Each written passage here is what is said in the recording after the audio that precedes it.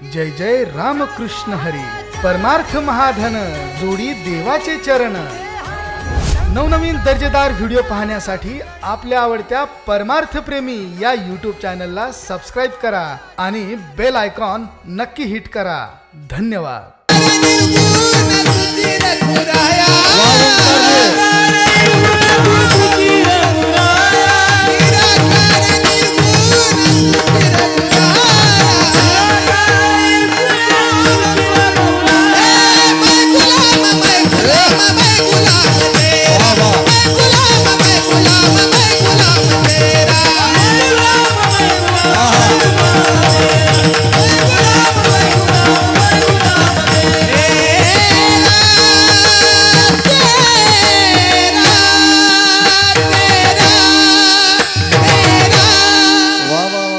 गोड़ महाराज मैं गुलाम तेरा, मैं गुलाम तेरा, मैं गुलाम तेरा,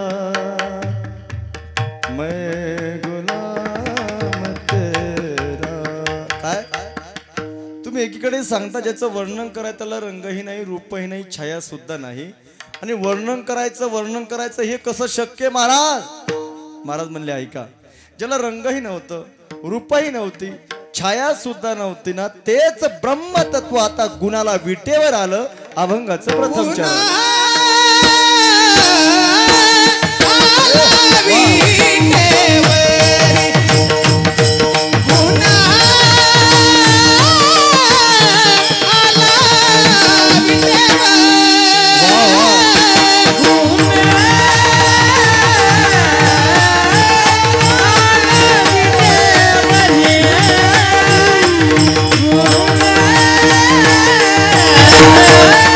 I love you.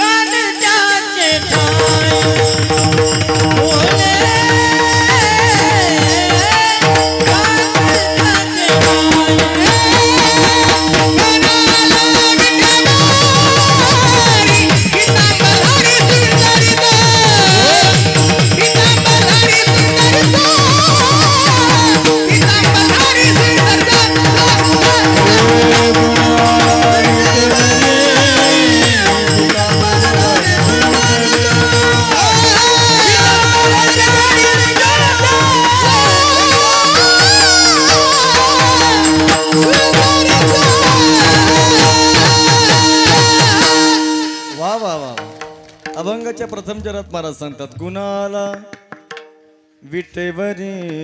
आता पहिला शब्द पहा. गुन्हा म्हणजे नेमकं काय? निर्गुण निराकार वेगळा, सगुण निराकार वेगळा, सगुण साकार वेगळा आणि मृत्यूरूपाने वेगळा. निर्गुण निराकार आहे तो ईश्वर आहे, सगुण साकार आहे ते रामकृष्ण अधिक अवतार आहेत, आणि मूर्तीरूपाने जो तो फक्त आमचा पांडुरंग परमात्मा आहे. म्हणून महाराज सांगतात गुणा. पुढे शब्दही आला. आता या आला म्हणजे नेमकं काय? त्यातल्यात आपली मराठी बोली भाषा काय आहे, आणि आपल्या भाषेचा आपल्याला स्वाभिमान असला पाहिजे. बरोबर आहे का गुरुजी? काही काही बरोबर आहे का? माझ्या ज्ञानोबराने किती भाषेत होते महाराज? 56 भाषे केला से गौरव. पण एवढ्या जरी चंद्रकांत महाराज माऊलींना भाषा येत होत्या तर काय म्हणतात माऊली? माझा मराठाची बोले कौतुके.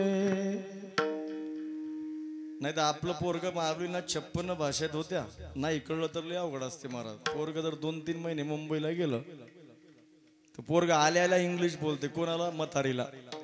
तिकून बॅग ठेवली की आजी काय कमान कमान. म्हातारी म्हणे मेल्या, मी आतापर्यंत कमाव माझी कंबर गेली, आणि तू 3 महिने गेला तर मला कमवाय सांगायला मी नाही कमवत, तूच कमाव. किती अवघड झालं महाराज. हा तूच कमाव. नाही इकडल्यानंतर अवघड असतं. चंद्रकांत महाराज फिरतात बाबा तिकडं सर्वीकडे. आता स्टार आहेत ना, भागाभागातली पद्धत वेगळी असते. खानदेशात गेलो एकदा कीर्तनाला गुरुजी, आणि ते खानदेशात गेल्यानंतर जेवायला बसलो, सुंदर स्वयंपाक केला, आणि त्या घरातली माऊली म्हणते दादा काय महाराज? म्हणलं काय माय तुम्हाला सुकरू वाढू का फालकू वाढू? तुम्ही ऐकलं का? काय तुम्हाला सुकरू वाढू का फालकू वाढू? मी म्हटलं आता नाव तर कधी ऐकलं नाही, बरोबर आहे का? पण जी गोष्ट माणसाला माहीत नसते ती गोष्ट जाणून घ्यावी वाटते. हा या म्हणलं आजी सुकरू आणा. ऐका तिकडं सुकरू म्हणजे 3 दिवसाची शिळी चपाती. फालकू याची मोठी मावशी असेल म्हणलं सुकरू नको फालकू नको, भाकरी आण. विठ्ठल विठ्ठल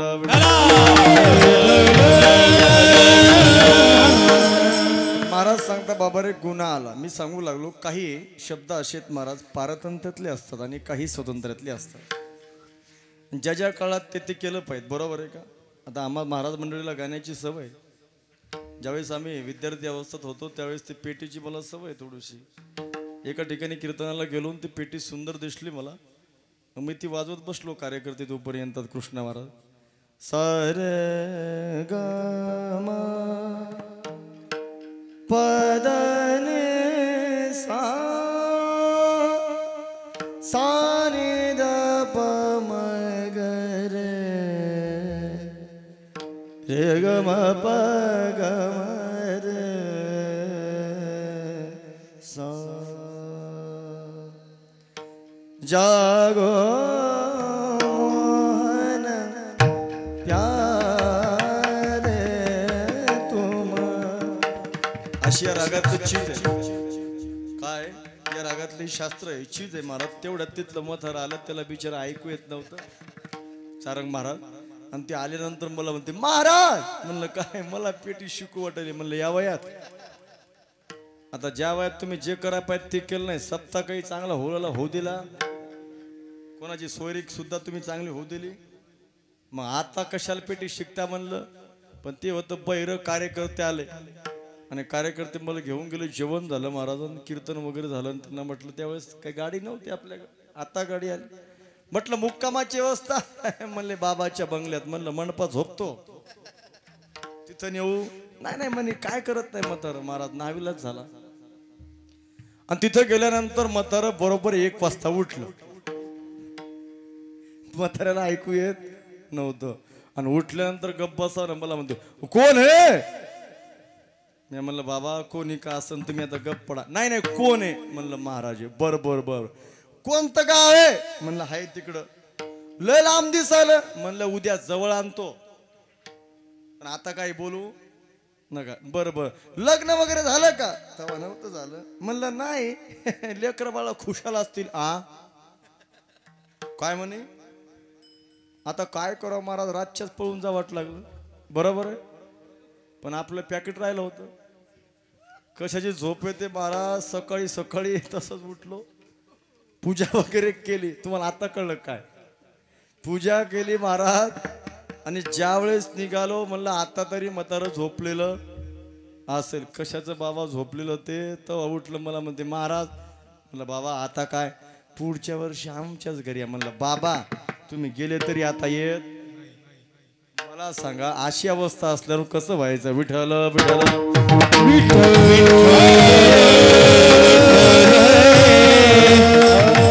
येण्यामध्ये पारतंत्र्य मात्र जाण्यामध्ये स्वतंत्र त्याला देव म्हणा. येण्यातही स्वतंत्र, जाण्यातही स्वतंत्र त्याला संत म्हणा. येण्यातही पारतंत्र्य आणि जाण्यातही पारतंत्र्य त्याला माणूस म्हणा. विठ्ठल विठ्ठल.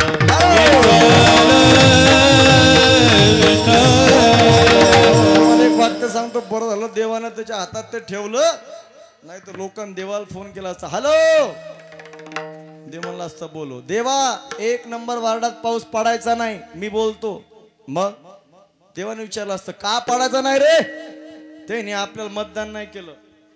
इतका दम दिला असता देवाला महाराज. बरोबर आहे का? अहो येण्याची तारीख आपण टिपून ठेवतो, म्हणजे येण्याच्या तारखेचे वाढदिवस साजरे करतो कृष्णा महाराज. पण जाण्याची तारीख कोणाला माहिती आहे का? बरं प्रत्येकाच्या घरामध्ये गॅस सिलेंडर आहे ना. आता गॅस आल्यानंतर ओंकारजी महाराज घरावरती टिप करून ठेवतो कॅलेंडरवरती की या तारखेला तो सिलेंडर आणला. अहो आणण्याची तारीख आपण टिप करून ठेवतो, पण संपण्याची तारीख कोणाला माहीत असते का? नाही ना. मग कोणाचा 1 महिन्यात संपत असेल, कोणाचा 2 महिन्यात, कोणाचा 3 महिन्यात. एका ठिकाणी असं सांगितलं, खालून कीर्तनात एक जण मला म्हणे महाराज तुमचा नसो संपत. मला म्हणजे आमचा. म्हटलं का रे बाबा आमचा कसा नसो संपत? तुम्ही सारखे बाहेरच असताना.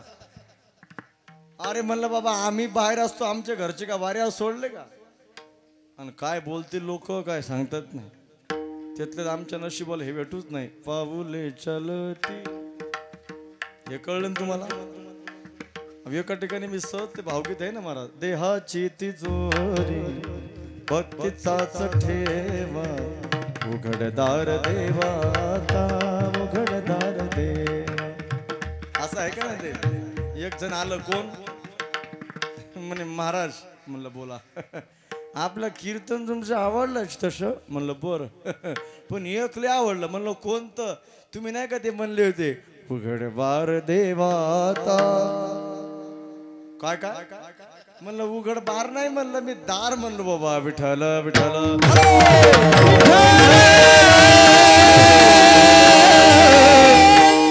मायबाप हो, आपलं येणंही हातात नाही, जाणं हातात नसेल तर अहंकार कशासाठी करायचा? एक वाक्य सांगू तुम्हाला, एक जीवनाचं सूत्र सांगतो, फक्त लक्षपूर्वक ऐका. खरं तर रिकाम भांड्यावरती जाताना चुकीच्या विचाराची पाठराखण कधीच उपयोगाची नसते. तुम्ही चांगले का वाईट याचा विचार करत बसू नका दादा. ज्यावेळेस लोकांना आपली गरज असते ना, हां त्यावेळेस त्यांच्यासाठी आपण चांगले असतो. आणि आपली काय एकदा गरज संपली की त्यांच्यासाठी आपण वाईट असतो. व आपली वेळ चांगली असली की लोकही आपलं संग चांगलं वागतात दादा. आपली वेळ वाईट असली की लोकही आपलं संग वाईट वागतात. लोकांना दोष देणे आपली वेळ घालत बसू नका. आपली वेळ बदला, सर्व काही आपोआप चांगलं होईल. खरं तर जातीचा कधी अहंकार नसला पाहिजे. कारण का? काळ आणि वेळांतर जातीचं नाही तर माणुसकीचं नातं कामाला येतं. लक्षात ठेवा. सुख आपल्या हातात नसतं, मात्र सुखाने जगणं तर नक्की आपल्या हातात असतं ना दादा. एक वाक्य सांगू, ज्ञानानंतर जर अहंकार होत असेल ना तर ते विष आहे. पण ज्ञानानंतर जर नम्रता निर्माण होत असेल ना तर ते ज्ञान अमृत आहे. लक्षात ठेवा, ज्ञान अमृत आहे. एका मिनिटात आपलं आयुष्य बदलू शकत नाही आता, मात्र 1 मिनिट नीट विचार करून घेतल्याने नक्की तुमचं आयुष्य बदलू शकतो. संत आणि वसंतामध्ये एक साम्य असते बघा. ज्यावेळेस वसंत येतो ना त्यावेळेस प्रकृती सुधारते, आणि ज्यावेळेस संत येतात त्यावेळेस संस्कृती सुधारल्याशिवाय राहत नाही. गोष्ट लक्षात ठेवा. अहो मिठाच्या भरणीला कधी मुंग्या लागत नसतात, मात्र साखरेच्या भरणीला मुंग्या लागल्याशिवाय राहत नाही. जसं याची जीभ कडू असते ना त्याला कोणीच बोलत नाही, मात्र याची जीभ चांगली असते त्याला हजारो लोक बोलल्याशिवाय राहत नाही. अहो खरं तर हे कलियुगाचा पर्व आहे. खरं तर कलियुगाचा पर्व आहे. इथं प्रत्येकाला गर्व आहे. मी आहे तर सर्व नाही तर बाकी सर्व व्यर्थ आहे. अरे वेड्या, इथं कोणाचाच कोणा वाचून काय राहत नाही. प्रेमानं जोडलेले 4 माणसं, त्यासाठी लागणारे गोड शब्द ज्याच्यावर आहेत का तोच्या जगातला खरा श्रीमंत माणूस आहे. विठ्ठल विठ्ठल सांगता बाबा रे गुण आला. महाराज तो परमात्मा नेमका आला कुठे? महाराज म्हणतात तो विटेवर आला. ठीक आहे, त्या विटेचा नेमका इतिहास काय आहे? महाराजांनी सांगितलं तू पंढरपूरला जात नाही का? महाराज मी पंढरपूरला जातो, पण नेमकं त्या विटेचा इतिहास काय? त्या विटेचं महत्व नेमकं काय? ऐका. सहुद्याची करून या वीट, त्यावरी उभा नीट पांडुरंग, आणि तो परमात्मा विटेवरती उभा आहे. कधीपासून उभा आहे महाराज? वा. नामदुराने आरतीमध्ये प्रमाण सांगितलं. काय सांगितलं प्रमाण? युगी 28 विटेवरी उभा. बाबा तो परमात्मा 28व्या युगामध्ये विटेवरती उभा आहे असं म्हणायचं का 28 युग झाले विटेवरती उभा आहे असं म्हणायचं? गुरुजी बोला आता आहे का? तो परमात्मा महाराजांनी प्रमाण सांगितलं बाबा रे युगी 28 विटेवरी उभा. बरोबर आहे का?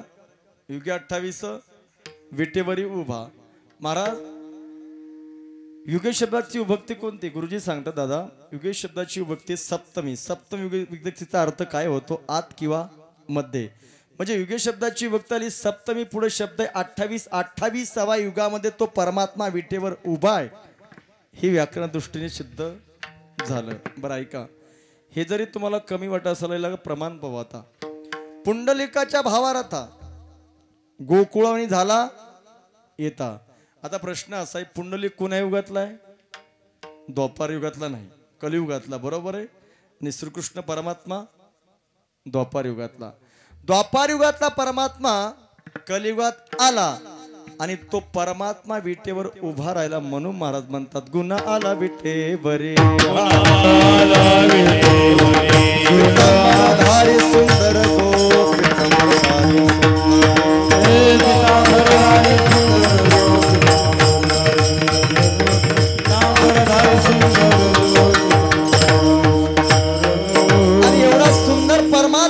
तो पाहला. महाराज ऐका, एखादं छोटंच बाळ पाहिल्यानंतर माणसाला घ्यावं वाटते, पटपट त्याचे मुख्य घ्यावं वाटतात. जगाचा परमात्मा तुकोबरांनी पाहला आणि पाहल्याबरोबर काय अवस्था झाली? अभंगाचा दूत विचार. डोळे कान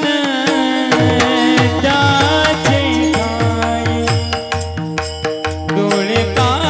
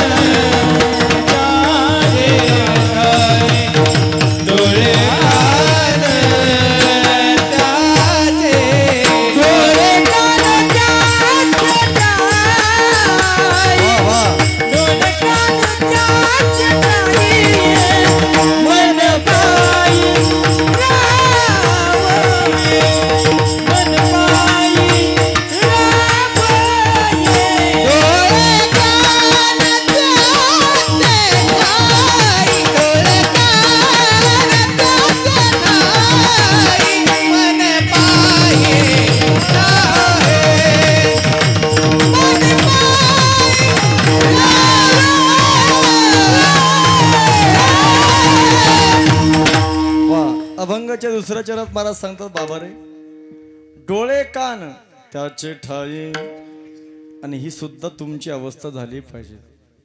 आता कितीतरी संत महात्म्याचे प्रमाण आहेत पण महाराज सांगता आम्ही किती जरी वरटलो सांगू सांगू तुम्ही ऐकायच्या भानगडीत पडले नाही. बरोबर आहे का? पडले नाही. बरोबर आहे का ना महाराज? महाराज म्हणतात नाही हे जरी नाही कल ऐका. महाराजांची इच्छा आहे आता लक्षपूर्वक ऐका. ओंकारजी महाराज सांगतात की बाबा ही दुसरी चाल आहे खरंच दुसरी चाल आहे. ऐका पिंगवांच्या वतीने ती चाल गाण्याचे प्रयत्न करतो गुरुजी. ऐका हो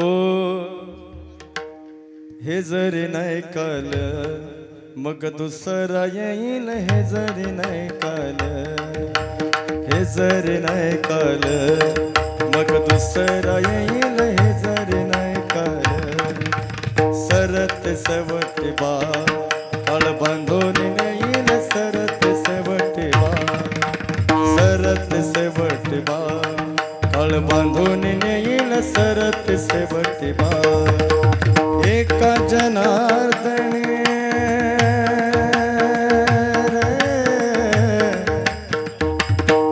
आमच काय बाजा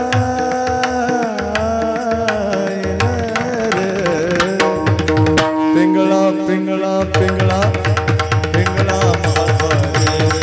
बोली बोली तो देखा पिंगळा माधवारी बोली बोली तो देखा पिंगळा माधवारी बोली बोली तो देखा पिंगळा माधवारी हे जर नाही कल मग दुसरा येईल हे नाही कल मग दुसरा येईल हे नाही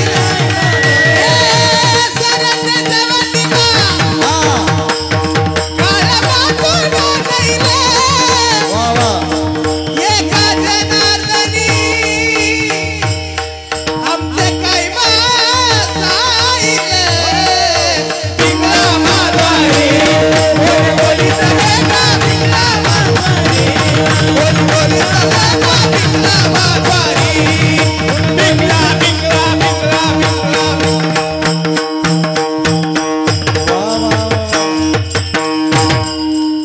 इतकं सुंदर महाराज आहे आणि गाणं असल्यानंतर काय प्रॉब्लेम. विठ्ठल विठ्ठल विठ्ठल.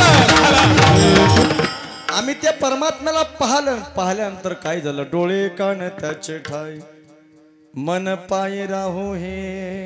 दादा तुकोबराय म्हणता आम्ही त्याला पाहिलं तर आमची अवस्था झाली. आजकाल लोक काय पाहतील काय सांगता येत नाही. पाहायचं असलं तर महाराज सांगतात त्या परमात्म्याने पाहिलं पाहिजे आणि ऐकायचं जर असेल तर फक्त त्या परमात्म्याचे गुणच ऐकले पाहिजे. डोळे कान त्याचे ठाई मन पायी राहू हे. अहो आणखीन त्या परमात्म्याचं सामर्थ्य काय आहे महाराज? अभंगाचं तिसरं चरण.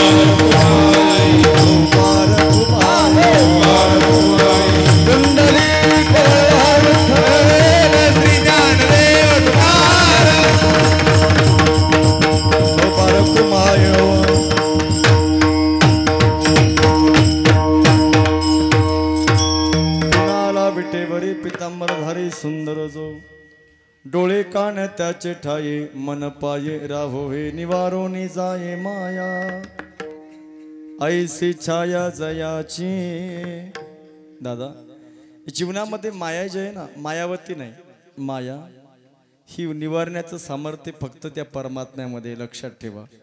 लोक म्हणतात नाही हो त्यांच्यावर फार मोठा आघात झाला होता पण ते निवारण्याचं काम कोणी केलं आमच्या परमात्म्याने केलं। निवारोनी जाय माया ऐसी छाया जयाची। शेवट महाराज सांगतात तुका मने समत्यान तेहि चरण सकुमार तेहि चरण सकुमार डोळ कान त्याचे ठाय डोळ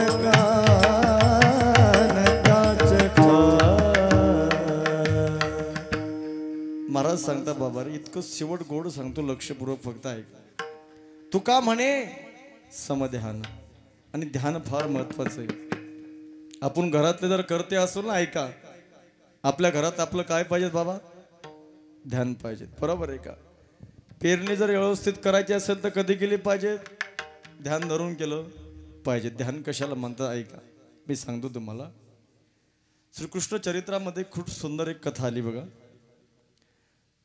श्रीकृष्ण परमात्मा ज्यावेळेस झोपलेले आहेत आणि झोपलेले असताना परमात्मा रात्रीचा पहर आहे आणि रात्रीच्या सुमाराला राधेचं नाव घेतात। कोणाचं झोपेत सुद्धा राधेचं नाव घेतात आणि शेजारी रुक्मिणी माता होती त्यांनी जागा केलं परमात्म्याला का हो दिवसा तुम्ही तिचं नाव घेता आम्ही तुम्हाला काहीच म्हणत नाही पण रात्री सुद्धा त्या बाईचं तुम्ही नाव घेता।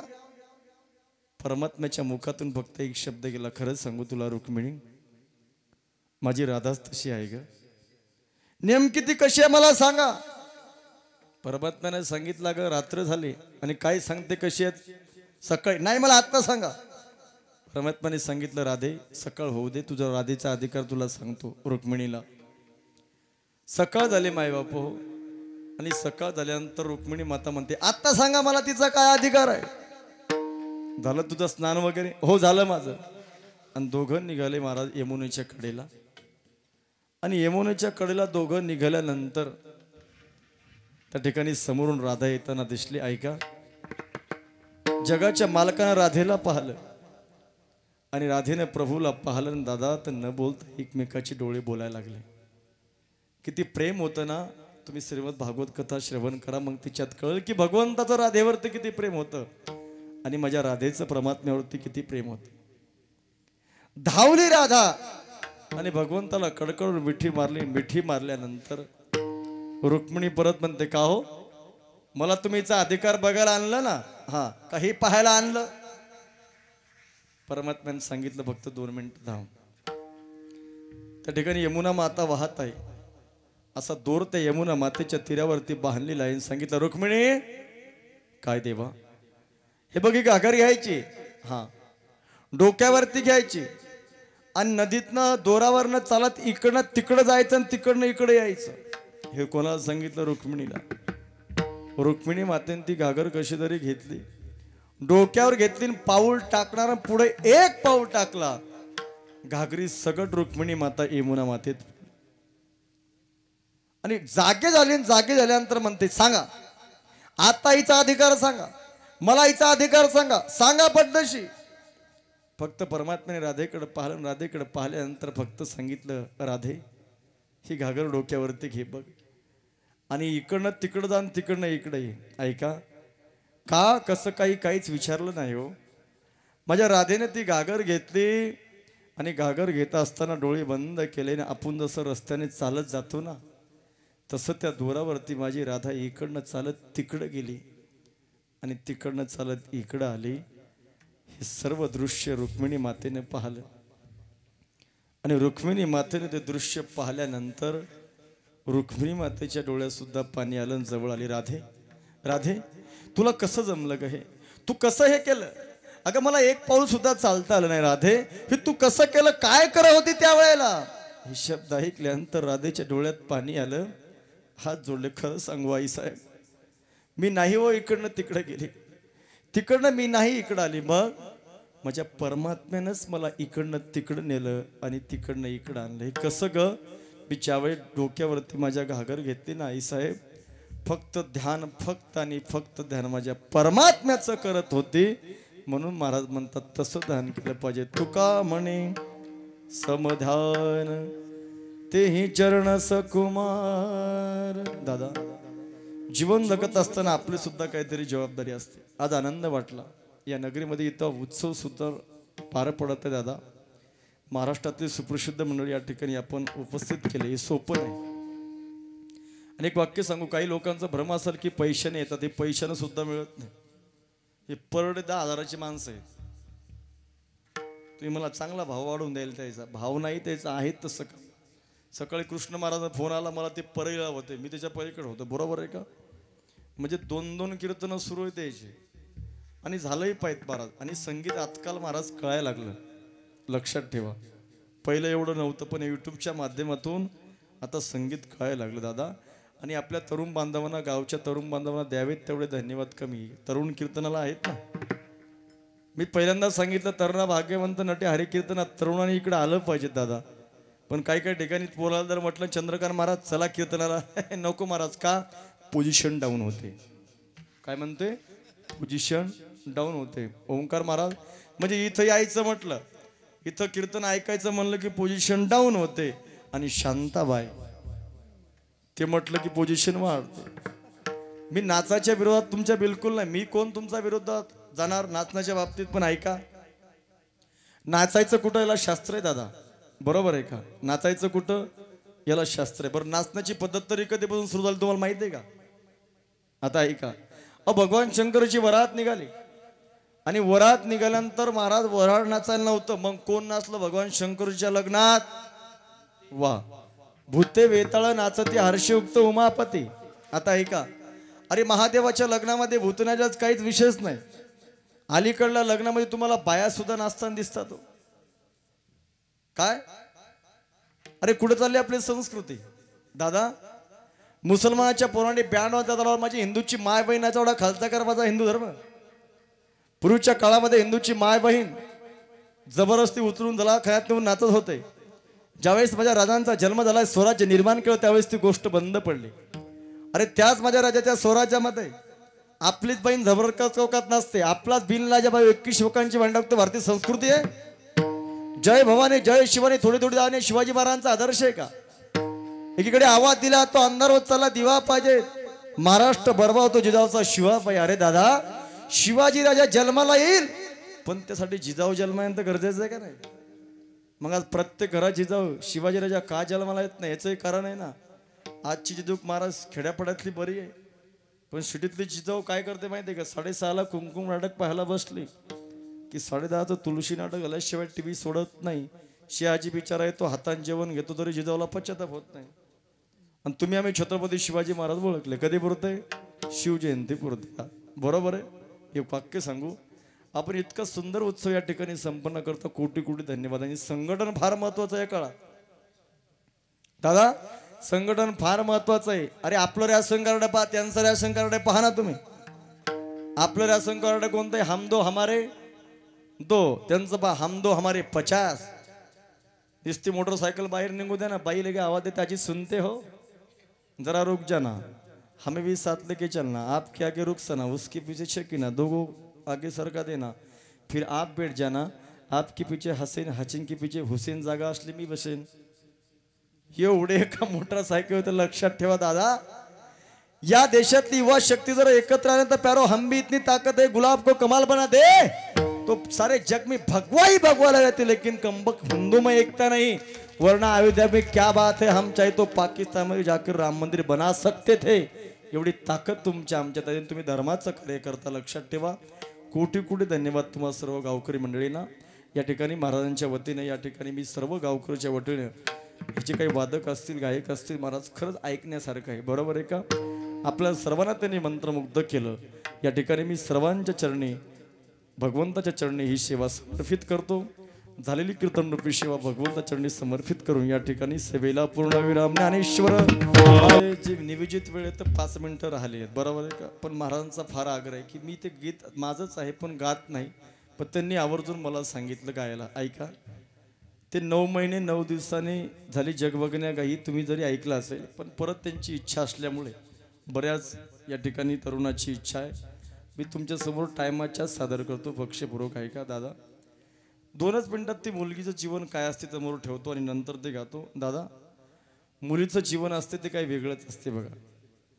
निस्वार्थ प्रेम जर कोण करत असेल ना, बापावरती फक्त मुलगी करते. सांगू तुम्हाला, खेड्यातली गोष्ट होती बघा. जेवढं घरात मुलगी बापाला समजून घेते का, तेवढं पोरग घेत नाही. एखाद्या वेळा पोरग हट्ट करू शकते, बाबा मला हे पाहिजे, नाही बाबा तुमच्यावरची कर्ज आहे ना, मला ती गाडी पाहिजे. पण मुलगी असं कधी म्हणू शकत नाही, पप्पा तुम्ही दुसऱ्याची व्याजाने पैसे काढा पण माझं चांगलं करा, असं म्हणणार नाही. शेवट सांगते, बाबा तुम्हाला जे करता येईल तुम्ही ते करा, मी त्याच्या समाधानी. त्याला मुलगी म्हणतात. लक्षात ठेवा दादा. काय म्हणतात? मुलगी म्हणतात. आणखीन सांगू तुम्हाला, ज्यांना मुलगी आहे त्याच्या डोळ्यासमोर चित्र उभं राहील बघा. खेड्यातली गोष्ट होती हो. सकाळी सकाळी शिल्लक कारणावरती आईवडिलाचं भांडण झालं. बाप रागीट होता. बापाने सांगितलं बायकोला, हे बघ दिवसभर तुझं तोंड पाहणार नाही. बायको बोलून गेली, नका पाहू. आणि बाप रागीट असल्या कारणाने घरातून बाहेर पडला बघा. आणि घराच्या बाहेर ज्यावेळेस बाप गेला ना, मुलगी शाळेतून आली. पहिल्यांदा आईने विचारलं, का ग बाबा कुठे आई? आईने सांगितलं, बघ त्यांचं माझं भांडण झालं बघ, ते 2 तास झाले घरात नाहीत. घरात नाही काय वेड्यासारखं करते? अगं 2 दिवसापूर्वी माझी आणि बाबाची चर्चा झाली रे, व्यवस्थित शेतामध्ये पीक येत नाही बघ. अजून शेजाराचे जे पैसे आणले ना, ते पैसे देणं झालं नाहीत रे. मला सांगू लागले. मी समजूत काढली की आई बाबाची, काळजी करू नका बाबा, माझं लग्न तुम्ही कसं केलं तर ते मी सामील होण्याकरता तयार आहे बाबा. आणि तू बोलली म्हणसेस काही तुला वाटत नाही का? महाराज पोरगी जेवली सुद्धा नाही, आपल्या बापाची वाट पाहू लागली. आता येतील माझे बाबा, नंतर येतील माझे बाबा. 1:30, 2, 3, 4 वाजले, 4:30 वाजले, 5 वाजले तरी बाप येताना दिसत नाही. मात्र मुलीने ती जागा सोडली नाही. आणि 5:30च्या सुमाराला आपला बाप येताना पाहला मुलीन. दादा उठून उभी राहिली मुलगी, जवळ येऊ दिलं. बापाच्या कंबरलेला बिलगली. सांगितलं, बाबा आई तुम्हाला बोलली होती हो, पण तुम्हाला माहित ना मी तुमचं काय केलं तर माझ्यावरती रागून का गेलात बाबा तुम्ही? बाप रागीट होता. ताडताड घरामध्ये आतमध्ये बाप गेला. आणि बाप गेल्यानंतर मुलीला माहित होतं की माझा बाप सकाळपासून उपासी आहे. तांब्यामध्ये पाणी घेतलं, ताटामध्ये भाजी आणि भाकरी घेतली. घरात जर बापावरती कोणी बाप जर रागवला तर त्या बापावरती बापाला बोलण्याची घरात ताकद नव्हती. पण मुलगी अशी लटलट कापू लागली. कवळ्या गाला जर बापाने चापट मारली तर माझं कसं होईल? पण त्या गोष्टीचा विचार नाही केला हो. मुलीने काय केलं माहित आहे का? ताट घेतलं, ज्या खोलीमध्ये बाप आहे ना त्या खोलीमध्ये मुलगी गेली. ताट आणि तांब्या खाली ठेवला. लटलट कापू लागली. रागीट आहे बाप, बापाचा राग कमी झाला नाही. अशी डोक्यावर ते हात फिरवणारा मुलगी बापाने परत हात झिनकाळून टाकला. परत मुलीने डोक्यावरती हात नेला आणि सांगितलं बापाने, कार्टे 10वीचं वर्ष अभ्यास कर. आता मात्र मुलीच्या डोळ्यात पाणी आलं. मला माहिती बाबा 10वीचं वर्ष, मला माहिती बाबा, पण एक गोष्ट लक्षात ठेवा, जोपर्यंत तुम्ही माझ्या हातून 2 घास जेवत नाहीत ना बाबा, तोपर्यंत ही तुमची मुलगी पाण्याचा घोट देखील घेणार नाही. हे शब्द पाडासारख्या बापाने ऐकले. आणि पाडासारखा बाप उठून उभा राहिला आणि सांगितलं, बाळा तू सकाळपासून खरंच जेवली नाही राजा. पप्पा तुमची शपथ घेऊन सांगते बाबा, मी घरात आली पहिल्यांदा आईला विचारलं, बाबा मी तर आईने मला सांगितलं ग तुझे बाबा रागावून गेले. माझ्या मनात काही काही येऊ लागलं. बाबा मी तुमची शपथ घेऊन सांगते बाबा मी जेवली नाही. दादा अरे पाडासारखा बाप उठून उभा राहिला, मुलीला जवळ घेतलं आणि बापाच्या मुखातून वाक्य निघले, खरं सांगू बाळा, खरं सांगतो राजा, आज कळलं मला की तू माझी मुलगी नाही तर तू माझी जन्मदाती माय आहे. एवढं निस्वार्थ प्रेम जर कोणी करत असेल दादा तर ती मुलगी करते. म्हणून त्या मुलीचा आपल्याला प्रश्न आहे तू मामाला की बाबा 9 महिन्याच्या आधी मला जग पाहतात नव्हतं, बघता येत नव्हतं, पण ती वेळ आली पण त्या वंशाच्या पायी मला मारू नका नाही. फक्त 3 वाक्य तुमच्या समोर सादर करतो, ऐका. 9 महिने 9 दिवसाने झाली जग बघण्या घाई. वंशाच्या दिव्या पायी नको पण ती विझमुआई. उद्या तुझ्या गर्भाची चाचणी होणार ग. मुलगी आहे म्हणून सारे नाक मुरडणार ग. माझ्या चिमुकल्या कानाला तुझी कुजबुज ऐकू ये. वंशाच्या दिव्या पायी नको पण ती विझवाई. पाहू दे ही दुनिया मजला डोळे भरून. घाल अंगवरी माझ्या मायेच पांघरून. तुझ्या मंजुळ मानी मधुनी मज ऐकू दे अंगाई. वंशाच्या दिव्या पायी नको पण ती विझवाई. वंशाच्या दिव्या पायी नको पण ती विझवाई. मुला परी मुलीला मिळो जन्माचा आनंद. तूच भ्रूण हत्येला या घाण पाय बंद. हरण मारण तुझ हाती सर्व काही. वंशाच्या दिव्या पायी नको पण ती विझवाई. वंशाच्या दिव्या पायी नको पण ती विझवू आई. एवढं सुंदर ते वाक्य आहे आणि सर्वांना ते आवडले. लक्षात ठेवा, एवढ्या गीतातून फक्त एकच सांगायचं की बाबा, जर आपल्या घरात इथून पुढे जर कोणती स्त्रीभ्रूण हत्या होत असेल तर ती ऐकल्यानंतर फक्त वाचावी. त्याचं पुण्यपदरात शिवाय राहणार नाही. पुनश्च मी सर्व ओंकार जे असतील, आमचे कैलाश महाराज, कृष्णाजी महाराज, आमचे चंद्रकांत दादा, इकडे सारंग महाराज आहेत, सर्वांना खूप खूप धन्यवाद. आपल्या गावातील महाराज मंडळी, अंकुश महाराज, संतोष महाराज, ते महाराज आहेत. या ठिकाणी जगन्नाथ महाराज सुद्धा आहेत. माझ्या समोर धाराशिवून आलेले आमचे तात्या या ठिकाणी ऋषिकेश सुद्धा उपस्थित आहेत. साबरखेडून बरेचसे या ठिकाणी आमचे मामा असतील, मदन असेल, नामदेव असेल, हनुमान असेल, सर्व या ठिकाणी उपस्थित आहेत. आप झालेली कीर्तन